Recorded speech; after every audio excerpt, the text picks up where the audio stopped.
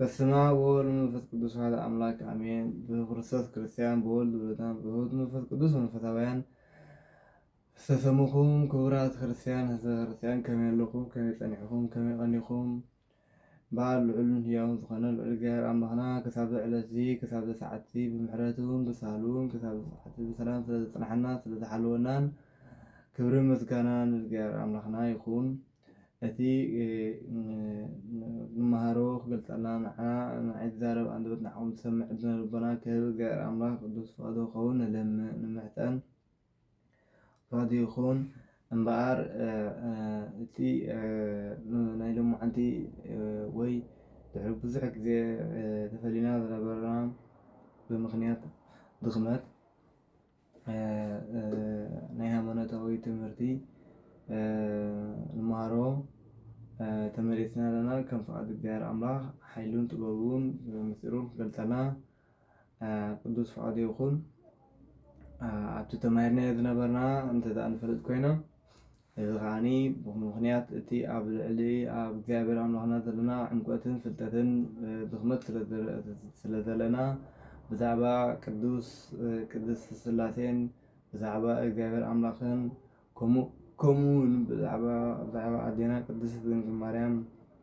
ካብቲ ዝገብርዎ ብዙሕ ድኹማት የሕዋትና ብስጋ ግና ከዓ ብመንፈስ ካባና ዝረሓቑ ዘጥፍኡ ብዙሕ ጌጋታት እውን ዝምህሩ ናይ ኣዴና ቅድስቲ ድንግል ማርያም ከምኡ ናይ ቅዱሳት ኣሳእልን ከምኡ ናይ ቅዱስ ኣብን ቅዱስ ወልድ ቅዱስ ጎይታናን ኣምላኽናን መድሓኒና ኢየሱስ ክርስቶስ ዘለዎም እምነትን ኣተኪርና ብዙሕ ትምህርቲ ተማሂርና ነርና። እዚ ተማሃርናዮ ትምህርቲ ልክዕ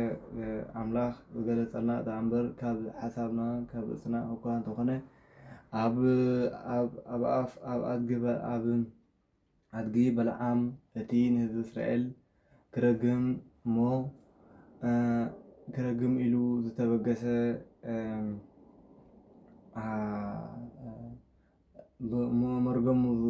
ዝረገሞ መርገም ከዓ ዝኾነሉ ዝነበረ ንህዝቢ እስራኤል ክረግም ኣብ ዝተበገሰሉ ግዜ ቅዱስ ሚካኤል ነቲ ኣድጊ ተራእዮ ይብለና። እቲ ኣድጊ ድማ ነቲ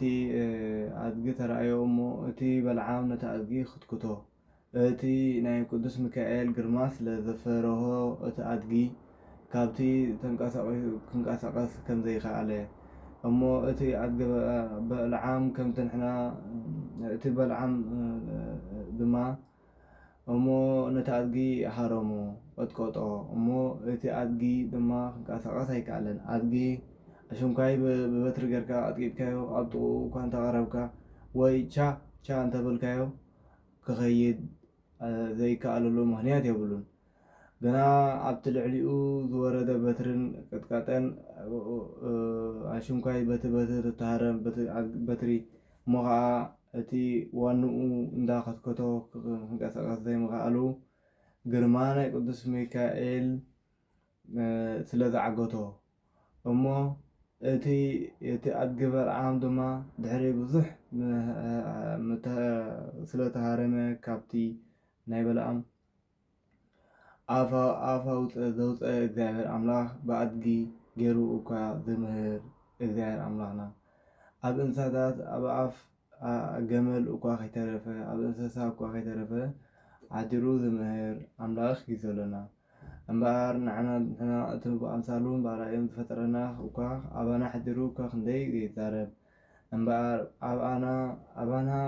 ብኣይ ርኩስ ሰብን ድኹም ሰብን ሓዲሩ ክዛረብ እኳ ኣይበቅዕን እየን። ግና ከዓ እግዚአብሔር ኣምላኽ ርህሩህን ፈቃድን እዩ እሞ ምእንቲ ንሕና ክንድሕን ንሕናን ዝሕነትና ዝኸውን ትምህርቲ ክምህረና መታን ክብል እምበር ንሕናሲ ነቲ ንመሃሮ ትምህርቲ ንበቅዕ ሰባት ኣይኮናን ሓጢአተኛታትን ድኹማትን ኢና እምበኣር እግዚአብሔር ኣምላኽ ከም ፈቃዱን ከም ምሕረቱን ይሃበና ቅዱስ ቃሉ ክንምገብ እዚ ትምህርቲ ንመሃሮ ዝቀነና ንዕና ክንመሃሮ ክንድሕነሉ ሂወት ክንረክበሉ እምበር ንካልእ ከም ዘይኮነ ንፍለጥ ኩለና ማለት እዩ። እግዚአብሔር ኣምላኽ እንተደኣ ፈሊጥናዮ ክንድሕነሉ እንኽእል መንገዲ ኢና ክነናድ ዘለና እምበር ክንድሕን ደኣ እምበር ንምፍላጥሲ ኣይንተሃወኽ ክንድሕንን እቲ ዘድሊ ደኣ ክንፈልጥ እምበር ንምፍላጥን ንኽሳይን ኣይንተሃወኽ ማለት እዩ እምበኣር ናብ ኣብ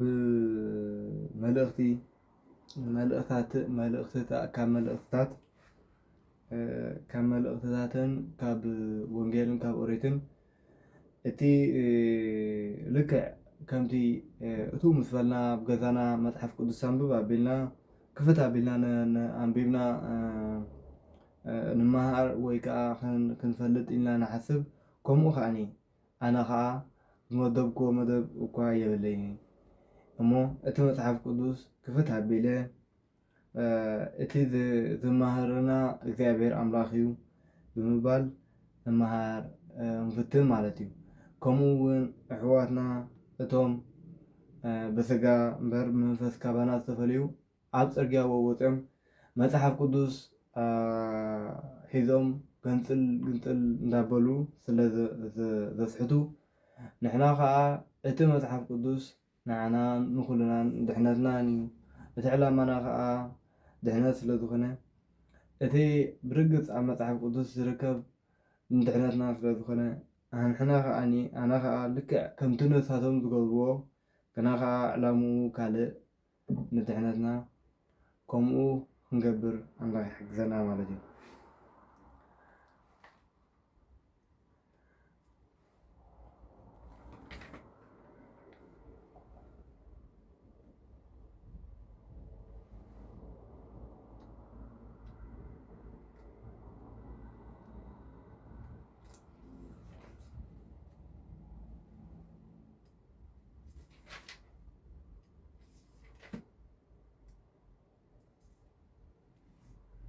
ባህር ናብ መልእኽቲ ናብ ዕብራውያን ሃዋርያ ቅዱስ ጳውሎስ ምዃኑ እዩ ዝገልጽ ናይ ዕብራውያን ጸሓፊ መላእኺ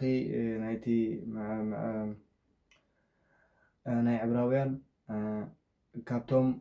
ኣርድእቲ ወይ ካብቶም ሃዋርያት ድዩ ኣይተፈልጠን ግና እቲ ናብ ዕብራውያን ዝጸሓፎ ሃዋርያ ቅዱስ ጳውሎስ ምዃኑ ብብዙሓት መፅሓፍቲ ይምስከር እዩ ማለት እዩ ምዕራፍ 11 ብዛዕባ እቲ ንሕና ክንኣምኖ ዝግባእና እምነት ዝበሃል እውን ዝገልጽ ስለ ዘሎ ሓቢርና ክንብብን ክንፈልጥን ኣምላኽ እግዚኣብሔር ኣምላኽ ይሓግዘና ማለት እዩ እምነት ነቲ ብተስፋ እንፅበዮ ነገር ከም እንረኽቦ ዘረጋግፅ ነቲ ዘይረአ ነገር ከዓ ከም ዘሎ ዘይረድእ እዩ ነቶም ናይ ቀደም ሰብ እውን ብእምነቶም እዮም ዝምስከረሎም ኩሉ ዓለማት ብቓል ኣምላኽ ከም ዝተፈጥረ እቲ ዝረአ ድማ ካብ ዘይረአ ከም ዝተፈጥረ ብእምነት ኢና እነስተውዕሎ ኣቤል ካብ መስዋእቲ ቃየል ዝበልፅ መስዋእቲ ንኣምላኽ ብእምነት ኣቕረበ ኣምላኽ ንመባኡ ብፅቡቕ ምስ ተቐበሎ ከዓ ጻድቕ ሰብ ከም ዝኾነ ብእምነት መስከረሉ ሞይቱ ከሎ ከዓ ገና ብእምነቱ ገይሩ ይዛረብ ኣሎ ሄኖክ ስለ ዝኣመነ ንሰማይ ደኣ ተወስደ እምበር ኣይሞተን ኣምላኽ ንሰማይ ስለ ዝወሰዶ ከዓ ኣይተረኽበን ከመይ ቅድሚ ምውሳዱ ብእኡ ከም ዝተሓጐሰ ኣምላኽ መስኪሩሉ እዩ ብዘይ እምነት ግና ንኣምላኽ ከስምርዎ ኣይከኣልን እዩ እቲ ናብ ኣምላኽ ዝመጽእ ኩሉ ኣምላኽ ከም ዘሎ ነቶም ዝናድይዎ ከዓ ዓስቢ ከም ዝህቦም ከኣምን ይግብኦ ኖህ ብዛዕባ እቲ ገና ዘይተረኣየ ነገራት እግዚኣብሔር ምስ ገለጸሉ ብፍርሃት እግዚኣብሔር ተደሪኡ እትድሕነላ መርከብ ብእምነት ተሰርሐ በዚ ከዓ ንዓለም ኮነና ነታ ብእምነት እትርከብ ጽድቂ ከዓ ወረሳ ኣብርሃም ምስ ተጸውዐ ብእምነት ተኣዘዘ ናበይ ከም ዝኸይድ ከይፈለጠ እውን ናብቲ ርስቲ ክቕበለሉ ዝነበሮ ሃገር ከደ ነታ ኣምላኽ ዝሃናጺኣን ዝሰራሕያን መሰረት ዘለዋ ከተማ ይጽበ ስለ ዝነበረ ድማ ብእምነት ኣብታ ምድሪ ተስፋ ከም ኣብ ምድሪ ጓና ኮይኑ ተቐመጠ። ከምቶም ናይዛ ተስፋ እዚኣ መዋረስቱ ዝኾኑ ይስሐቅን ያዕቆብን ከዓ ኣብ ድንኳን ይነብር ነበረ። ሳራ እውን ጊዜኣ እኳ ሓሊፉ እንተነበረ ነቲ ተስፋ ሂብዋ ዝነበረ ስለ ዝኣመነቶ ክትጠንስ ብእምነት ሓይሊ ረኸበት። ስለዚ እውን ካብ ሞት ዝነበረ ሰብ ከም ከዋኽብቲ ሰማይ ብዙሓት ከምቲ ኣብ ገምገም ባሕሪ ዘሎ ሑፃ ክቁፀሩ ዘይከኣሉን ተወልዱ። ብዛዕባ እምነት እዩ ዝገልፀና ዘሎ። ሽዑካ እግዚኣብሔር ኣምላኽ እቲ ክህበና ዘለዎ ዋይ እቲ ተስፋ መንግስቱ ከውርሰና ምዃኑ እንተነገረና ብዘይ እምነት ክንበፅሖ ከምዘይንኽእል እዩ ክሕብረና ፀኒሑ ማለት እዩ። እቲ እምነት ከዓ ናይ ኣዴና ሳራ እውን እናሃለ እግዚኣብሔር ኣምላኽ ኣቦና ናብ ኣቦና ኣብርሃም ምስ መፀ ናዴና ሳራ ድሕሪ ዓመት ክትጠንስ ምዃና ኣበሲርዎም ከምዚ እግዚኣብሔር ኣምላኽ ኣብቲ ስዑ ግዜ እውን ኣዴና ሳራ ብልባ ከም ዝሰሓቀት እሞ እግዚኣብሔር ኣምላኽ ከዓ ንምንታይ ደኣ ሳራ ትስሕቅ ኣለኺ በላ ናይ ልብን ኮላትን ዝምርምር እግዚኣብሔር ኣምላኽ ስለ ዝኾነ ማለት እዩ። ኣዴና ሳራ ድማ ኣይሰሓቅኩን በለት። ምክንያቱ ናይ ሰብ ነገር ኩሉ ግዜ ናይ ስጋ ስለ ዝንሓስብ ኩሉ ግዜ ኣይርዩናን እዮም ዘለዉ ኢልና እንታይ ኢና ንገብር ማለት እዩ። ኣይገበርኩን ንብል ደቂስና ካለና ደቂስካ ኢኻ ኣይደቀስኩን ወይ ደቂስካ ኢኻ ዘለኻ ከምዚ ዓይነቱ ናይ ሰብ ስለ ዝኾነ ማለት እዩ። እምበኣር ናብቲ ጥንቲ ነገርና ክንምለስ እቲ እምነት ዝገልፀልና ዘሎ ኣብ ሃዋርያ ቅዱስ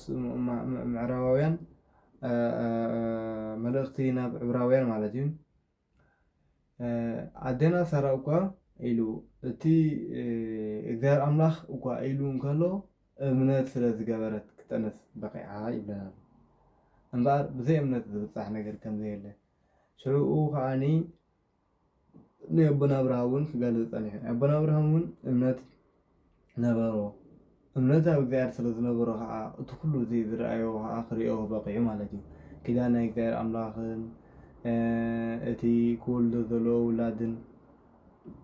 ካብ ዓዱን ካብ ኣቡኡን ካብ ዓዱን ካብ ቤተሰቡን እኳ እንተተፈልየ እግዚኣብሔር ኣምላኽ ብዙሕ ህዝቢ ክገብረካ እየ ህዝብኻ ክባርኾ እየ ደቅኻ ድማ ከም ሕፃ ባሕሪ ክኾኑ እዮም ከም ከዋኽብቲ ሰማይ ክኾኑ እዮም ዝበሎ ከዓኒ ብዘይ እምነት ኣይምተበፅሕን ማለት እዩ። እምበኣር እምነት ከዓ በይና ከምዘይኮነት ከዓኒ ኣብ ቅዱስ ሃዋርያ ሮሜ መልእኽቱ ይነግረና ማለት እዩ። ናብዚ እምነት ጥራይ ዘይኮነስ ግብሪ እውን እንተዘኣ ዘይብልና ኮንቱ እያ። ናይ ኣቦና ኣብርሃም ንኣብነት እግዚኣብሔር ኣምላኽ ካብ ዓድኻን ካብ ቤተሰብካን ካብ ዓዲ ኣቦኻ ካብ እቲ ኩሉ ፅቡቅ ዘለኻዮ ቦታ ኪድ ናብታ ኣነ ዘርእየካ ቦታ ኪድ በሎ ይብለና ማለት እዩ። እግዚኣብሔር ኣምላኽ ኣብቲ ሰዓቲ ናብ ከምዚ ቦታ ኣይበሎን ናብታ ኣነ ዘርእየካ ቦታ በሎ እሞ ኣቦና ኣብርሃም ከዓኒ ብእምነት ተጓዓዘ ይብለና። ሕጂ እቲ ጉዕዞ እንታይ ግብሪ ድዩ ኣይኮነን? ግብሪ ይባሃል እሞ በቲ ግብሪ በቲ ግብሩ በቲ ድኻሙ ንእምነት እንታይ ገበሮ ማለት እዩ። ንእምነት ኣስመራ ነታ እምነቱ ኣስምሩላ ማለት እዩ። እምነት ብዘይ ግብሪ እምነት ጥራይ ንዝብሉና በዚኣ ነገርቲኣ ክንሕዞም ከም ንኽእል ከነፍልጦምን ከም ንኽእል ብዙሕ መስዋዕቶም ክንምልሶ ንኽእል መልስታት መጀመርያታ ጸሎት እዩ መፍትሒኡ ናይ ኩሉ ክፋእ ነገር ማለት እዩ። ኣቦና ጎይታናን ኣምላኽናን መድሓኒናን ኢየሱስ ክርስቶስ ንሃዋርያ ኣብ ዝመሃሮም ትምህርቱ ከይትጠፍኡ ፈተና ከይበዝሓኩም ፈተና ከይተኣትዉስ ንቑሕን ጸሊውን እዩ ዝበሎም ማለት እዩ እምበኣር ክንነቕሕን ክንጸልን ከም ዘለና መጀመርያ ንፈልጥ ኣለና ድሕሪኡ ከምቲ ሃዋርያ ኣብ መልእኽቶም ዝበሉና ሃዋርያት ከዓኒ እምበኣር ስንቂ ኣምላኽ ቃል እግዚኣብሔር ኣምላኽ ሓዝ ትምህርቲ ከዓ ተመሃር ፍለጥ ክንኸየስሕቱኻ ንኸየጥፍኡኻ ማለት እዩ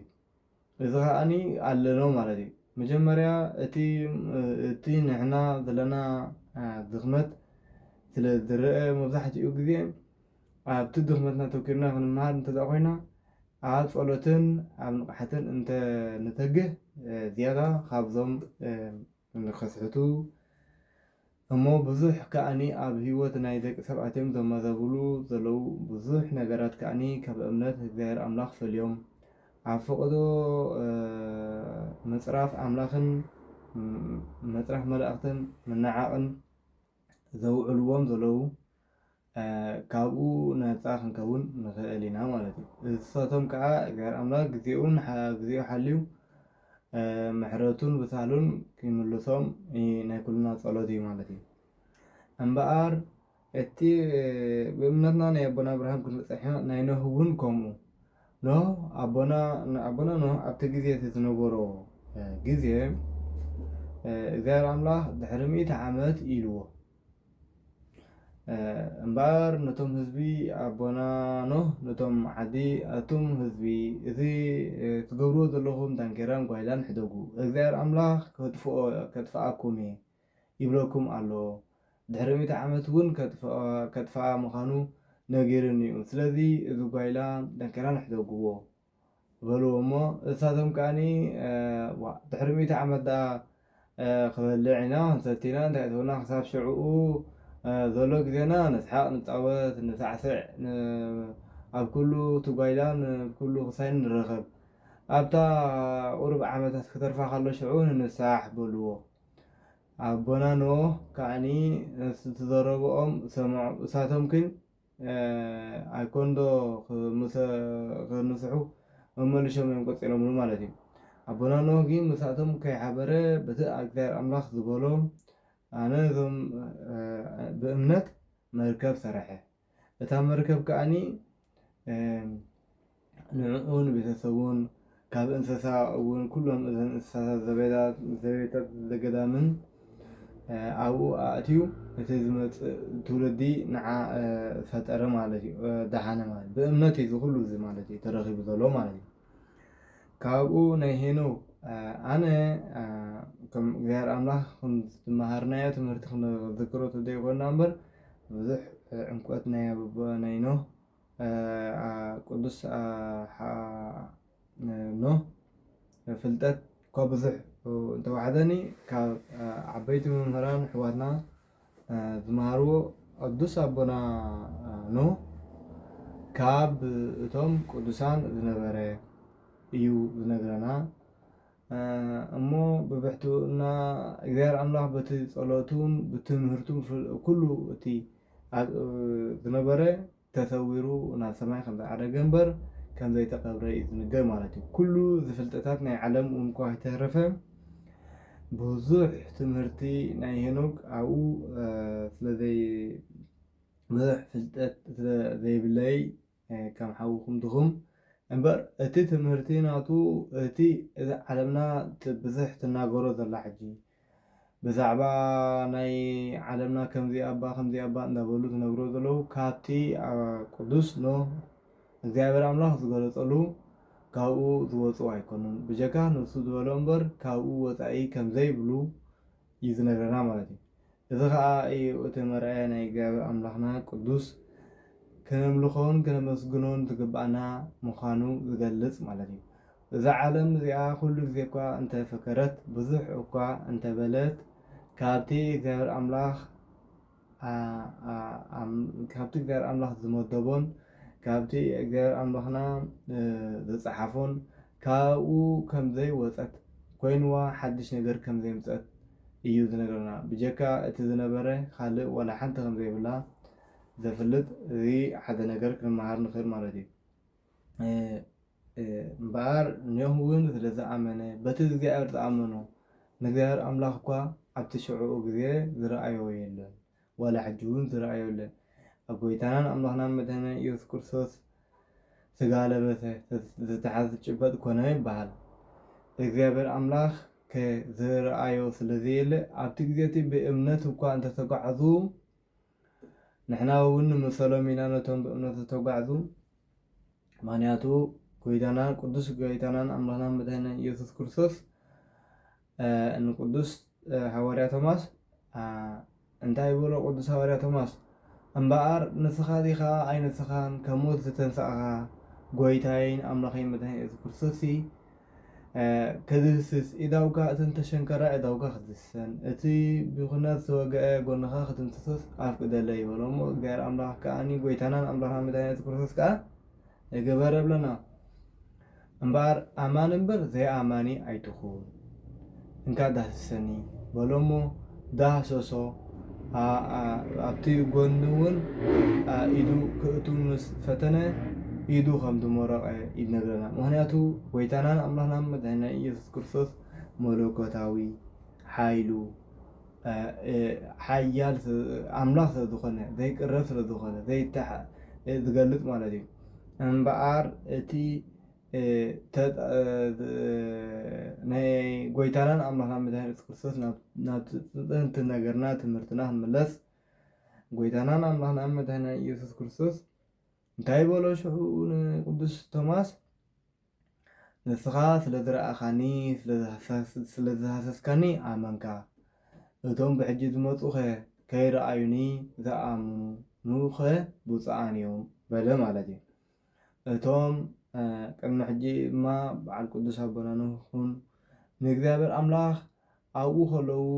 ብእምነት ከገልግሉ ዝበቕዑ ንሳቶም ከዓ ከምኦም ማለት እዩ እምነት ሓያል እያ ከይረኣኻ ክትኣምን ከም ዘይትኽእል ገልፀና ኣሎ እምበር ከይረኣኻ ምእማን እምነት ከም ዝኾነ ዝገልፅ ማለት እዩ እንዳረኣኻ ምእማን ስለዘየለ ማለት እዩ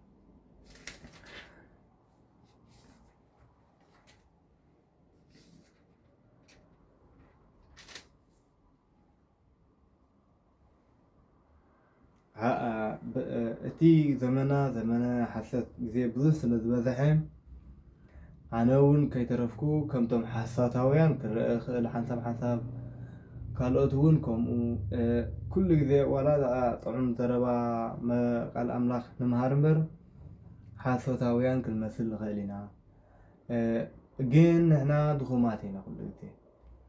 ሓጢአተኛታት ኢና ማለት እዩ ብዛዕባ ሓሰውቲ መምህራን ይብለና ኣሎ ማለት እዩ ካልኣይቲ መልእኽቲ ጴጥሮስ ካልኣይ መልእኽቲ ጴጥሮስ ሓሰውቲ መምህራን ግናኸ ከምቲ ሓሰውቲ ነቢያት ኣብ ማእከል ህዝቢ እግዚኣብሔር ተንሲኦም ዝነበሩ ኣብ ማእከልኩምን ሓሰውቲ መምህራን ክትንስኡ እዮም ነሳቶም ብሕቡእ ጥፍዓት ዘስዕብ መናፍቕነት ከምፅኡ እዮም ነቲ ዝተበጀዎም ጎይታ ብምኽሓድ እውን ኣብ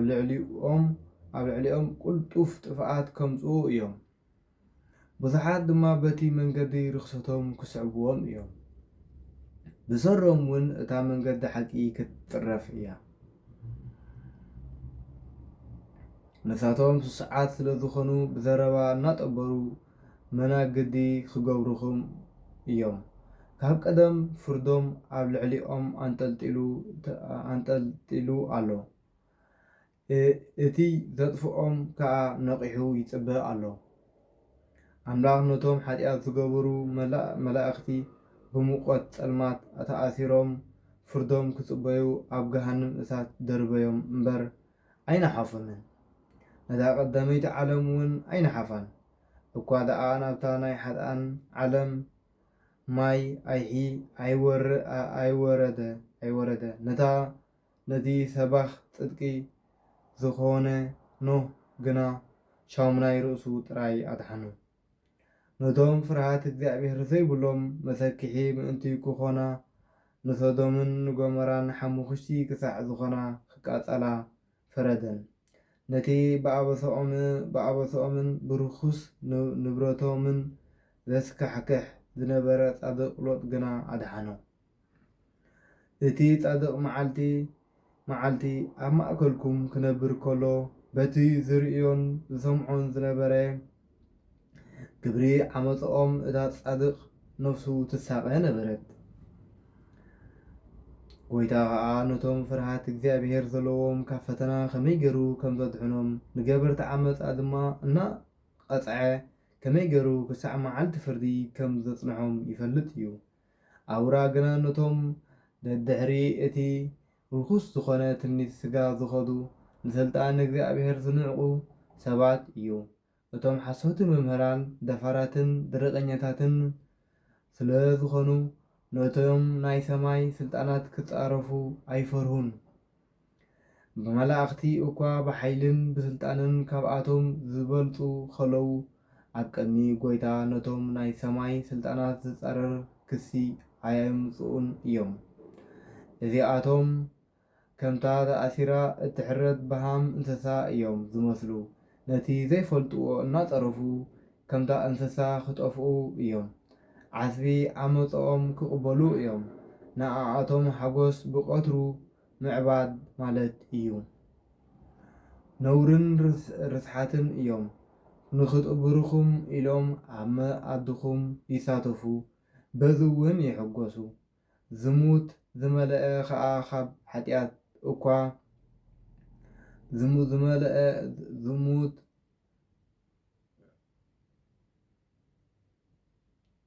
ዝሙት ዝመልአ ካብ ኃጢአት ከዓ ዘየቋርፃ ኣዕይንቲ ኣለዎም። ነተን ብእምነት ዘይጸንዓ ነፍሳት ይሓብልወን። ስስዐ ዝለመደ ልቢ ኣለዎም። ደቂ መርገም እዮም። ነታ ቅንዕቲ መንገዲ ሓዲጎም ተጋገዩ። መንገዲ ተዓስቢ ዓመፃ ዝፈተወ በለዓም ወዲ ባሶር ሰዓቡ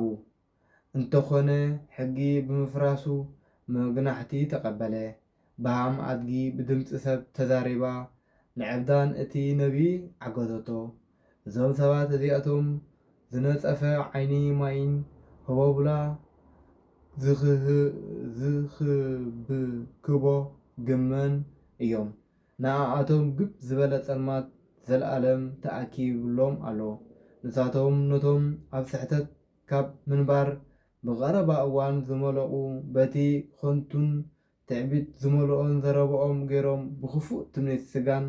ብርክሰት ይሓባብልዎም ኣለዉ። ዝተሳዕረ ሰብ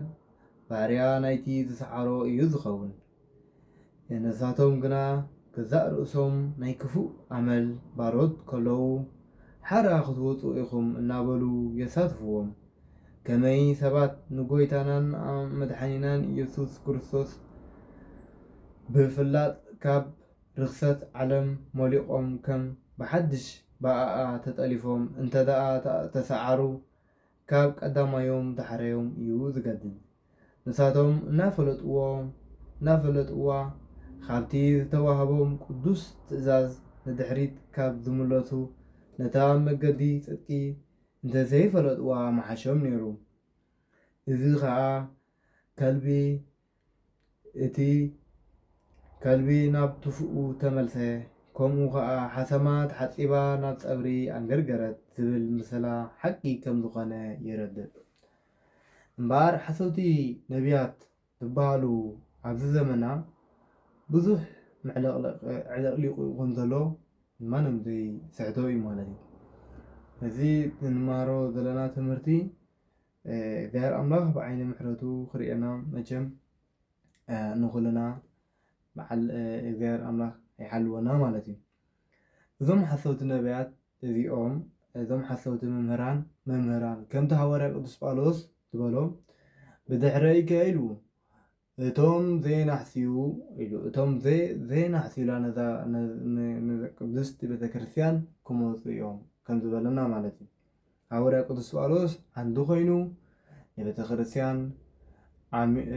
ዓንዲ ኮይኑ ሓልዋን ምሂሩላን ንዘመናት ዝኸውን መብራህቲ ብርሃን ዓለም ክበሃል ሃዋርያ ቅዱስ ጳውሎስ በቅዐ። እምበኣር ብዛዕባ እቶም ብድሕሪኡ ዝመፁ እውን ተዛረበ። ብድሕረይ كموت إيوم نذا بتخرسان زي نحسيلا أمو أخلابات كفو ذا حسابهم نبت خرسان كتفقوا نهزبت خرسان كبعثوا مثل أملاخهم كساحتو كموت إيوم زبالوم زوم ባህርያት ናይ ሰብ ዝመስሉ ብደጊኦም ገናኸ ኣነ እኳ ኣነ ድኹም ሓውኹም ካብ ዘሰብዓልኩሎም ብዙሕ ትዕቢትን መፈራርህትን እዮም ብደጊኦም ማለት እዩ ግብሮም ስለ ዝፈልጡ መታን ከይተቃልዖም ኣዝዮም እዮም ብድዕኛታት ከፈራርሁ ከዓ መዓትዮም እዚ ኸዓኒ መታን ከይተቃልዖም እሞ እቲ ግብሮም ከይቃልዕ እሞ ኣምላኽ ከዓኒ በቲ ግብሮም ተቃሊዖም ከዓኒ ኩሉ ግዜ ግብሪ ናይ እከያት እንታይ እዩ ግብሪ ናይ እከይ ናይ ፀልማት እዩ ከይፍለጥ ከዓኒ እንታይ እዩ ዝኸውን ይሕባእ ብርሃንከ ከምቲ ሐዋርያ ቅዱስ ጳውሎስ ዝበሎ እቶም ናይ ብርሃን ኢልዎም እቶም ናይ ብርሃን ዝሰርሑ መታን እቲ ፅቡቅ ስርሖም መታን ክፍለጥ ኣብ ቅድሚ ሰብ ይዛወሩ ፅቡቅ ይሰርሑ ኣብ ቅድሚ እቶም ሕማቅ ዝሰርሑ ኸ ብሕቡእ ይሰርሑ እሞ እቲ ግብሮም ንኸይፍለጥ ከዓኒ ይሕብኡ ይብለና ማለት እዩ እምበር እዚ ነገራት እዚ ኣብ ሂወትና ብዝሓሰብቲ መምህራን ክፍለጥ እንክሎ መጀመርያ ክንገብሮ ዘለና እዚ እቲ ክንፈልጦ ዘለና ኣብ ትምህርትና መጀመርያ እዚኣቶም ከምዚኦም ዝኣመሰሉ ሰባት መምህራን ድፍረቶም ዓቐን ዝሓለፈ ስለ ዝኾነ ብፀሎት ኢና ንፈትሖ ኩሉ ግዜ በስመ አብ ወወልድ ወመንፈስ ቅዱስ አሐዱ አምላክ አሜን። በቅድስት ሥላሴ እንዘአምን ወትማሐፀን እከህደከ ሰይጣን በቅድመ ዛቲ እምየ ቅድስት ቤተ ክርስቲያን እንተ ይእቲ ስምዔ ማርያም ጽዮን ለዓለመ ዓለም ነአኮተከ እግዚኦ ወነሰብሐከ ንባርከከ እግዚኦ ወነተአምነከ ንስእለከ እግዚኦ ወነስተበቁዐከ ንገኒ ለከ እግዚኦ ወነትቀነይ ለስምከ ቅዱስ نسجد لك أو ذلك يسجد كل ولك يتكنى كل لسان أنت وأتو أملاك أمالك وزي أجاز ونجوس نجس أملاك أنت لكل ذا سجاع لكل ذا نفس ونتسوعك بكما مهارنا قدوس ولك زيب أنتم موسى سبت تسليو كما زبلوم أبونا زب السمايات يتقدس سمك تمسع من قصدك ويكون فقدك بكما بسماي كما هو بمدير سيساينا زلالتنا عبنا يوم هدق لنا عبسعنا وجيجاينا كما ننني نهدق لتعبس لنا يتابعنا اكذيو واستمسود على دننا وبالهنا من كل أكوي مذيعات يت منقص هاي وصباح العالم عالم بسلام قدوس جبريل ملائك أوك تنا مريم سلام لكي تنقل بهلناكي وتنقل بسقاكي نجزي أبيت سبعوت سلام لكي وروك تعنت أنس وبروك فرقرسيكي تفسيه فسيت أو مريم لسسقا جبريل فلشي ثالي وتلي لنا مردا عبو فقور واللشي يسوس كريستوس كما يسري لنا عطاوينا تماتنا بجي كل كده ጸሎት አሎ እቲ ትምህርቲ ኸ አሎ እቲ ተማህርና ትምህርቲ ኸዓኒ ንመለት እግሮም ናይ ቤተ ክርስቲያን እምነት ዘለዎም ህፃናት ማለት ንኣሽቱ እምነት ከሳሕቱ ስለ ዝመፁ እሞ ኸዓኒ ኩሉ ግዜ ኸዓ ስለ ዘሳሕቱ ኩሉ ግዜ ስለ ከሳሕቱ ኢሎም ስለ ዝብገቱ ተስፋ ከይቆረፁ ስለ ከሳሕቱ እዮም ዝብሉ እቶም ንሕና ኣብ እግዚአብሔር ኣምላኽ ዓስቢ ክንረክብ እሞ ንዕኣቶም ከዓ ካብቲ ንብዙሕ ከስሕትዎም ኢሎም ዝዋደድሉ መንገዲ ክነዓግቶም እንኽእለላ መንገዲ ሓደ ጸሎት ካልኣይ ገ ኣብቲኣ ዝገብርዋ ስራሖም ኩሉ ግዜ እንታይ ክንገብር ኣለና ማለት እዩ እግሮም ንሕና ከዓኒ نخيط نقعد معرة معريهم نخيط እታ መዓልቲ ፍርዲ ከምቲ ቅዱስ እግዚኣብሔር ኣምላኽ ዝበላ እቶም ቅዱሳንሲ ነቲ ናይ እግዚኣብሔር ኣምላኽ ፍርዲ ብሃረርታ ይፅበይዎ። ምክንያቱ ኣብቲ ፍርዲ እቲ ነሳቶም እንዳዮም ንኣምላኾም ስለ ዘፍቅሩ ቅዱሳን ስለ ዝኾኑ ከም በዓል ኣቡነ ገብረ መንፈስ ቅዱስ ገብረ መንፈስ ቅዱስ ኣቦና ጎይታናን ኣምላኽና መድሃኒና ኢየሱስ ክርስቶስ ምስ ተገልጠሉ ብሓጎስን ብደስታን እዩ ዝሕጎስ ዝብለና ማለት እዩ። በረኸቱን ሳሎን ኣይፈለየና ጸሎቶን ኣመለትና ኣይፈለየና ማለት እምበኣር ልክዕ ካብ ቅዱሳን ጻድቃንን ዝኾኑ ሰባት ናይ እግዚኣብሔር ኣምላኽ ፍትሒ ብሃረርታ እዮም ዝፅበይዎ ማለት እዩ። እምበኣር ንስኻ ከዓ ዋልታ ቤተ ክርስቲያን ዋልታ ህዝቢ ዋልታ እምነት ኮንካ ነቶም ዘሳሕቱ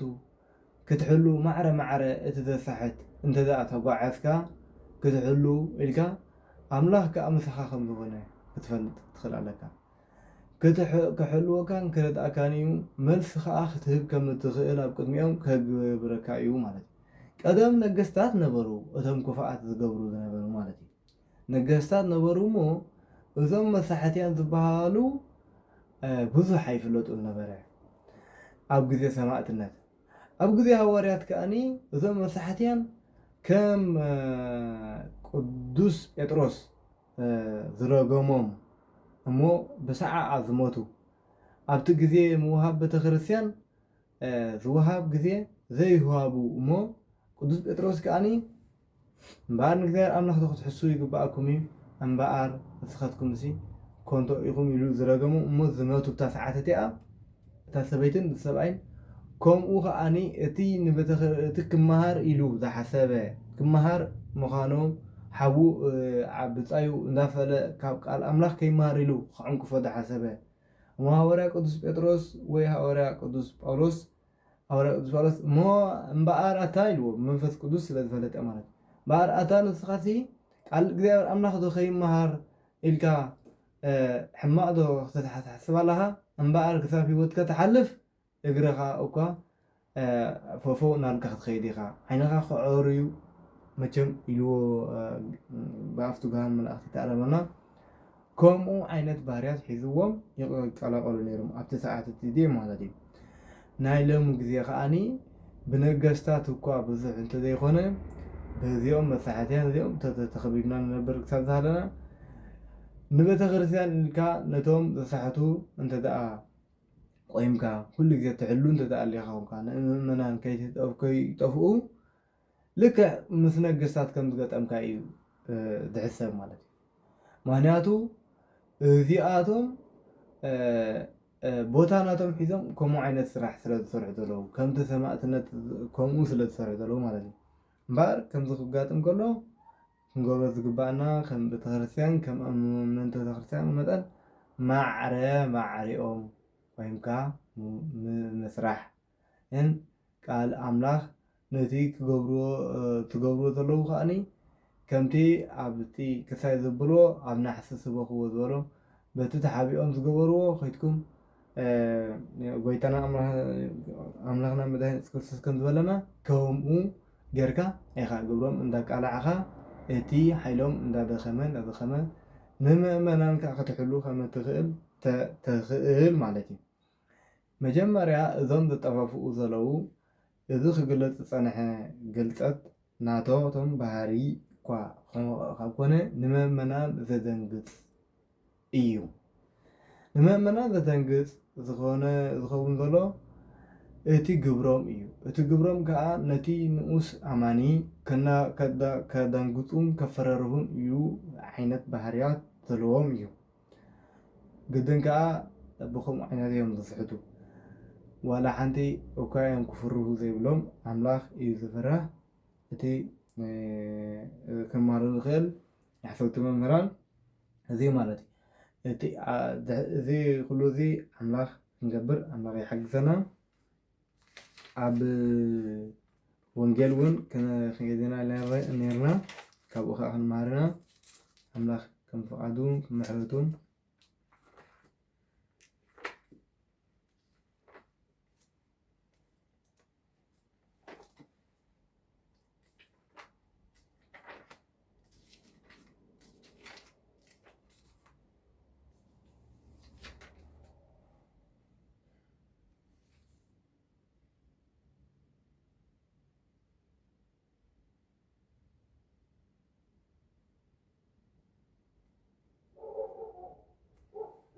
እምበር ምስቲ ትምህርቲ ናይ መናፍቃን ዘይገልጽ ትምህርቲ ከዓ ንክነብል ኩሉ እንዳሓደ እንዳኮነ ክኸደልና መታን ከይፋሕ ይብለና ኦም ብፍሪኡ ይፍለጥ ይብለና ማቴዎስ ወንጌል ማቴዎስ ምዕራፍ 7 ፍቅዲ 15 ብውሽጦም ዝምንጥሩ ተኳሉ እዮም እሞ ኣባጊዕ ተመሲሎም ካብ ዝመፁኹም ሓሰብቲ ነቢያት ተጠንቀቁ ብፍሪኦም ክትፈልጥዎም ኢኹም ካብ እሾኽ ዶ ፍረ ወይስ ካብ ተኸርባ በለስ ይቅንጠብ እዩ ከምኡ ድማ እቲ ጽቡቕ ኦም ጽቡቕ ፍረ ይፈሪ እቲ ሕማቕ ኦም ከዓ ሕማቕ ፍረ ይፈሪ ጽቡቕ ኦም ሕማቕ ፍረ ክፈሪ ሕማቕ ኦም ድማ ጽቡቕ ፍረ ክፈሪ ኣይከኣልን እዩ ጽቡቕ ፍረ ዘይፈሪ ኩሉ ኦም ይቁረጽ ናብ ሓዊ ድማ ይድርበ እምበኣር ከስ ብፍሪኦም ክትፈልጥዎም ኢኹም ፈቃድ እቲ ኣብ ሰማይ ዘሎ ኣቦይ ዝገብር ደኣ እምበር ጎይታ ጎይታይ ዝብለኒ ኩሉ ናብ መንግስቲ ሰማይ ኣይኣቱን እዩ በታ መዓልቲ እቲኣ ብዙሓት ጎይታይ ጎይታይ ብስምካ ዶ ትንቢት ኣይተዛረብናን ብስምካ ዶ ኣጋንንቲ ኣየውፃእናን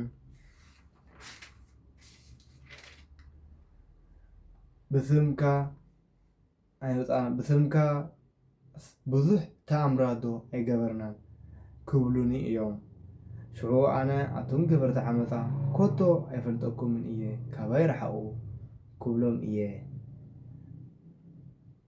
ነዘን ቃላተይ ሰሚዑ ዝፍጽም ኩሉ ቤቱ ኣብ ከውሒ ዝሰርሕ ብልሒ ሰብኣይ ይመስል ዝናብ ዘነበ ወሓይት ወሓዙ ንፋሳቱ ነፈሱ ነቲ ቤት ይደፍእዎ ኣብ ከውሒ ስለ ዝተሰረተ ድማ ኣይወደቐን ነዘን ቃላተይ ሰሚዑ ዘይፍጽመን ኩሉ ከዓ ቤቱ ኣብ ሑፃ ዝሰርሐ ዓሻ ሰብኣይ ይመስል ዝናብ ዘነበ ወሓይት ወሓዙ ንፋሳት ነፈሱ ነቲ ቤት ደፍእዎ ወደቐ እውን ኣወዳድቁኡ ድማ ዓብ ኮነ ኢየሱስ ነዚ ነገር እዚ ምስ ወደአ እቶም ህዝቢ ብትምህርቱ ተደነቁ ከመይ ከም መምህራን ሕጊ ዘይኮነ ስልጣን ከም ዘለዎ ኮይኑ ይምህሮም ነበረ እዚ እንመሃሮ ፀናሕና ኦም ብፍሪኡ ይፍለጥ ዝብልና ብውሽጦም ዝምንጥሉ ተኳሉ እዮም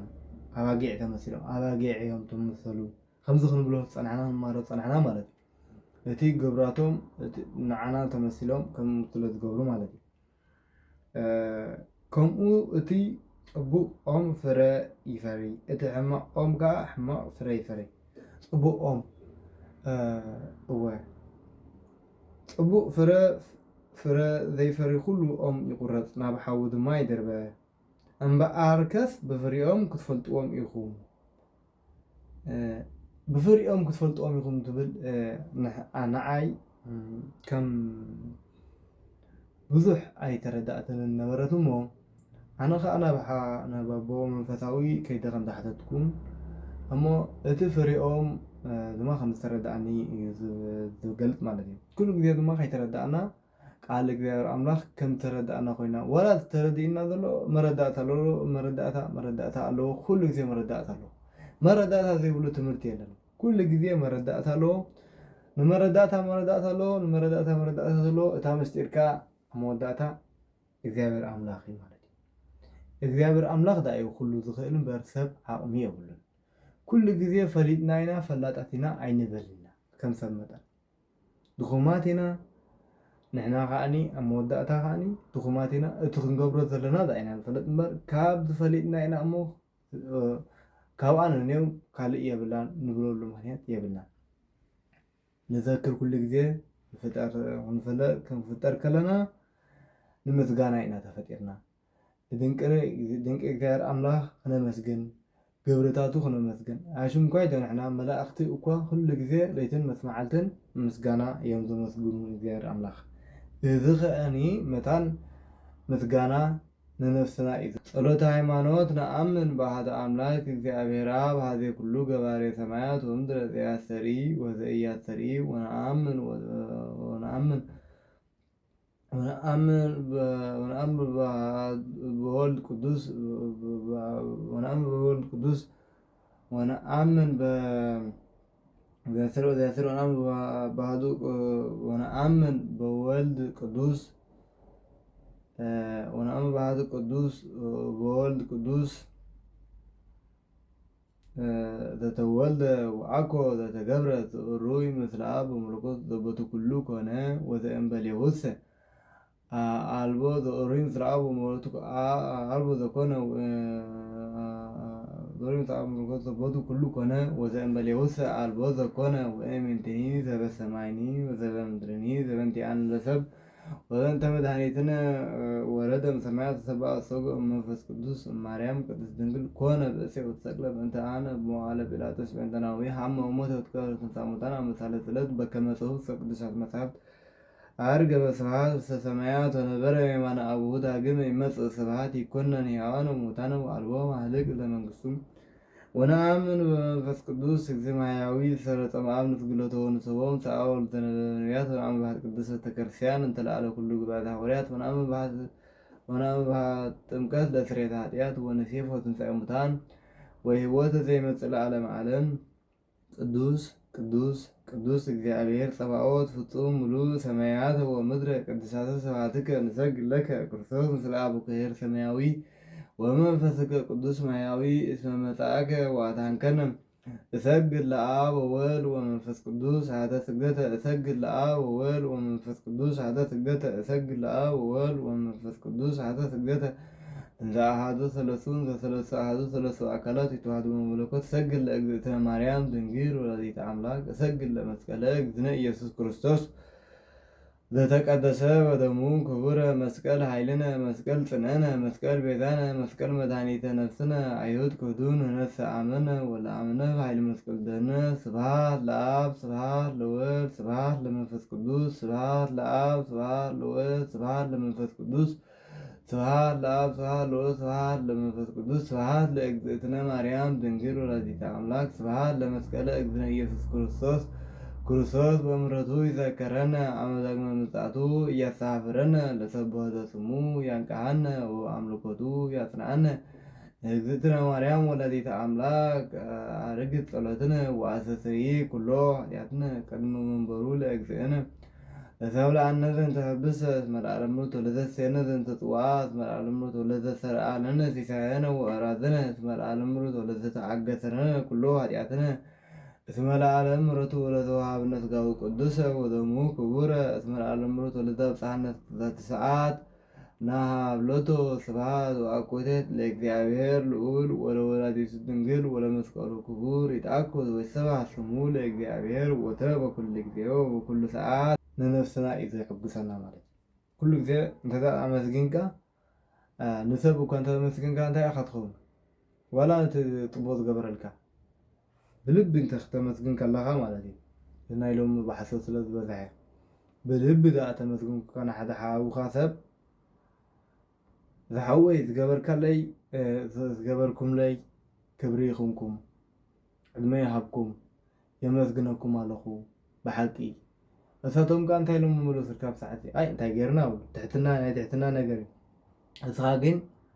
ከምኡ ኢልካ ትመስግን ኣለኻ ክንደይ ፍረ ፈሪኻ ትፈልጥ ዶ ግዜ እዚ መጀመርያ እዞም ሰባት እዚኦም እንታይ ጌርና ኢሎምካ ትሕትና ተዛሪቦም ኣምላኽ ፈትሎም እዩ ዝዘረብኦም ንስኻ እንታይ ትብል ኣለኻ ተመስግን ኣለኻ ንዕኦም ብሓቂ ክብረት ይሃብኩም እንታይ ረኺብካ እስኻ ከበዚ ዘረባኻ ንተመስገንካ ልብኻ ደስ ይብሎ ባህ ይብለካ ትፅንዖ ከዓ ይጎድለልካ እንተዛ ደየመስግንካ ፅቡቅ እንተዛ ተዛሪብካዮም ንዕኦም በቲ ፅቡቅ ዝገበሩልካ እንታይ ትኸውን ማለት እዩ ይኸብደካ ጦር ኮነካ እምበኣር እግዚኣብሔር ኣምላኽ እንተደኣ ፅቡቅ ገይሩልካ ከዓኒ ፅቡቅ ህይወት ሂብካ ሰላም ሂብካ እንዳነበርካ ከለኻ እንተደኣ ዘየመስግንካ እንታይ ዝኾነካ ጦር ስለምንታይ ጦር ዝኾነካ ዘሎ እንታይ ሞ ጌርካላ ኢኻ ንነፍስኻ ከየመስግንካ ክትብል እምበኣር ኣምላኽካ ፈጠረካ እንተደኣ መስጊንካ ይዝሕሸካ ማለት እዩ ብምስጋና ስለ ዝተፈጠርና ንሕና ኸ ዝፈለጥና እኳ እንተፈለጥና ዝፈልጥ ኣባብር የብልና ኣሽንኳይ ንሕና እቲ ካብ መንግስተ ሰማይ ዝወረደ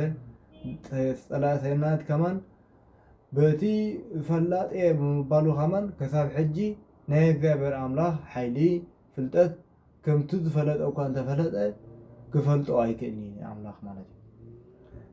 እንታይ ላይ ዝፈልጥ ንሱ እታ ኣምላኽ ዝሃቦ ክእለትን ፍልጠትን ኣላቶ ንዓኣ ይፈልጣ ካብኣ ሕለፍከ ዝፈልጣ ይብሉ። ከምኡ ከዓኒ ንእግዚአብሔር ኣምላኽ እኳ እንተፈለጥና ትምህርቲ ብትሕትንኡ ደኣ ገለፀልና ብሕያውነቱ ደኣ ገለፀልና እምበር ኣምላኽ ንዓና ንሕና እንታይ ማለት እዩ ገለፀልና እምበር ንሕና እግዚአብሔር እንተዳ ፈሊጥና ደኣ እምበር ንኸይደለና እምበር እንተፈለጥና ፈሊጥና ኢና ኢልና ትህም ኣይንብል ብኡ ጌርና ዝውዳእ ነገር የለን ማለት እዩ እምበር እዚ ከዓኒ ብምሕረቱን በሳህሉን ይጠምተና መቸም እምበር እቲ ፍረ እቲ ሕማቅ ብፍሬኦም ይፍለጡ ማለት ክንሓትት ምስከድና እቲ ፍልጠት ናይቲ ትምህርቲ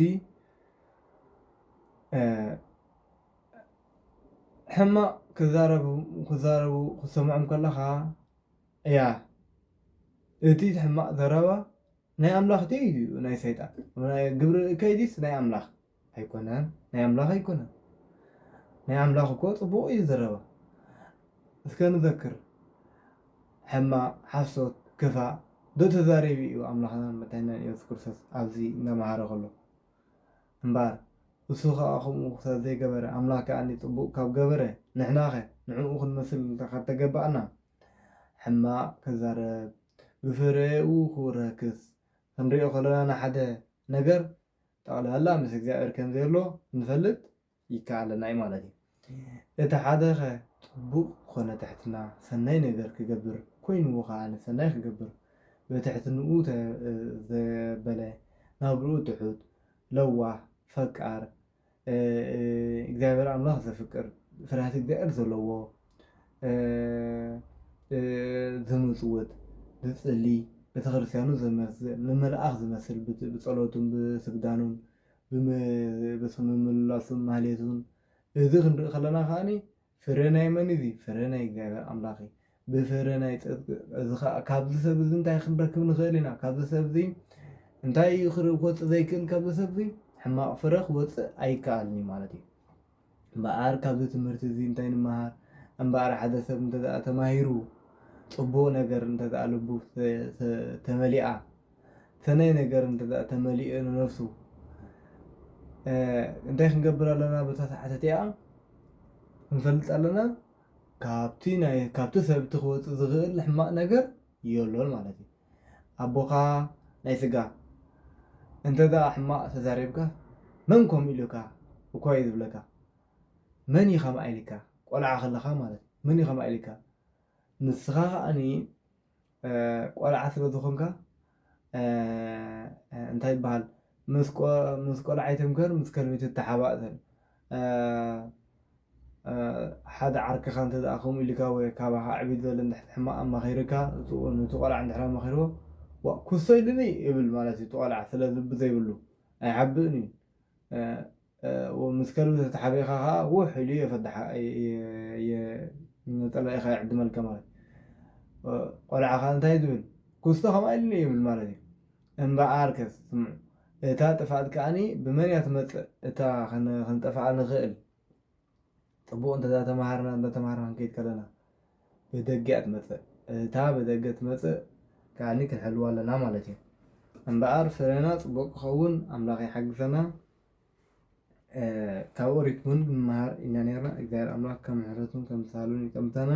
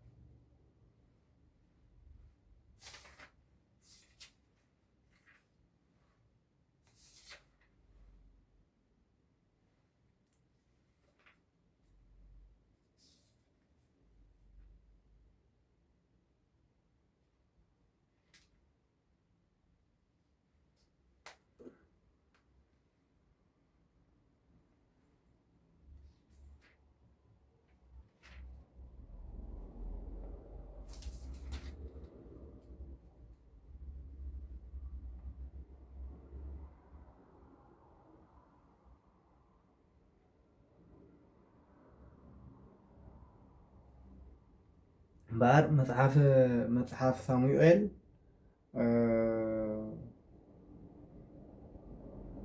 መፅሓፍ ሳሙኤል ቀዳማይ መፅሓፍ ሳሙኤል ክንመሃር ንፍትን ማለት እዩ። እዚ ከዓኒ ኣብ ቤተክርስትያን ኣትዮም ንዘራኽሱ ነገር ማለት እዩ። እዚ ከዓኒ ምስቲ ክንመሃር ዝፀናሕና ስለ ዝመሳሰል ምስኡ ብሓደ ክኾነና መታን እዚ ከዓ ኣብቲ ግዜቲ እቲ ናይ ክህነት ኣብ ሕማቕ ጥርዙ ምስ በፅሐ ኣብ ግዜ ቤት መቅደስ ናይ እግዚኣብሔር ኣምላኽ እንታይ ይገብሩ ነበሩ? እቶም ደቂ ኤሊ እዩ ዝብለና ኣብቲ ናይ ቤት መቅደስ ዘድመፃ ኣመንቲ ይጋሰስዎን ከም ዝነበሩ እዩ ዝነገርና ማለት እዩ። እግዚኣብሔር ኣምላኽ በዚ ነገር እዚ ንካህን ኣቦና ኤሊ ኣይፈተወሉን ነበረ እሞ ንቅዱስ ሳሙኤል ነቢይ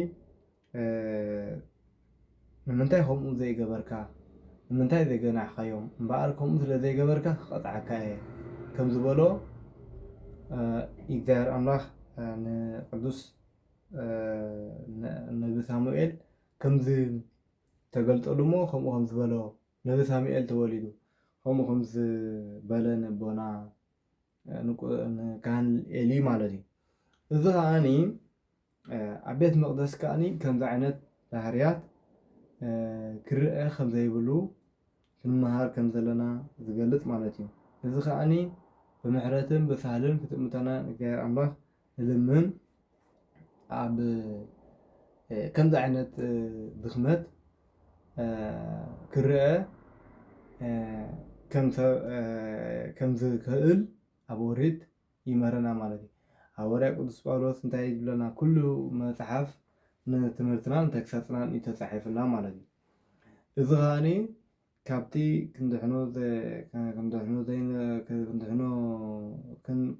ክንድሕነሉ ንኽእል መንገዲ ከይንጠፍእ መታን ዝምህረና እግዚኣብሔር ኣምላኽና ማለት እዩ። እምበኣር ምሕረትን ሳህሉን ይጠምተና ኣምላኽናን መድሓኒና ኢየሱስ ክርስቶስ ብሳህሉን ምሕረቱን ጠምተና ዝተምሃርናዮ ትምህርቲ ኣብ ዓንደ ልቦና ይፅሓፈልና። እግዚአብሔር ወትረ በኩሉ ጊዜ ወበኩሉ ሰዓት ተመስገን ልዑል እግዚአብሔር ኣምላኽና ክሳብ ዕለት እዚ ክሳብ ሰዓት እዚ ብሰላም ብጥዕና ዝሃለኻና ዝረዳእኻና ዝመሃርካና